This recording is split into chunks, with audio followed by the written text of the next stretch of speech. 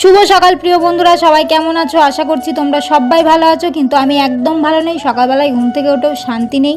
এখন কি রান্না করব সেটা নিয়ে চিন্তায় পড়েছি। তাই রেডি হয়ে বাবুদেরকে রেডি করিয়ে ব্যাগপত্র নিয়ে বেরিয়ে পড়লাম বাজারের উদ্দেশ্যে। বাজার থেকে আজকে অনেক কিছু কিনতে হবে, কারণ সব কিছু শেষ হয়ে গেছে।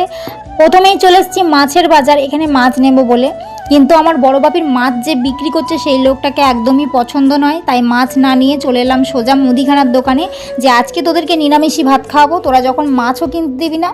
এই দুই বাঁদরকে বাজারে নিয়ে বেরোলে আমাকে কোনো কিছুই কিনতে দেবে না। ওদের কাউকে পছন্দ হয় না। ওরা জিনিস কিনতে আসে না লোকগুলোকে দেখতে আসে ভগবান জানে। তার জন্য বললাম চলো সবজিটা নিয়ে আসি। ওরা বলছে না না, সবজির পর কিন্তু কিছু খাওয়াতে হবে, তুমি অনেক বাজার করেছো। তারপর ওদের পছন্দ মতো চলে এলাম একটা কচুরির দোকান, সেখানে বলছি সকাল সকাল কচুরি খেয়ে নাও। এখন বাজার থেকে নিয়ে এসেছি আলু, সবজি, আর ফাইনালি লাস্টে মাছ আমরা ফাইনালি কিনেছি। মানে অনেক কষ্ট করে রাজি করিয়ে ওর পছন্দ মতো দোকান থেকে মাছ নেওয়া হয়েছে।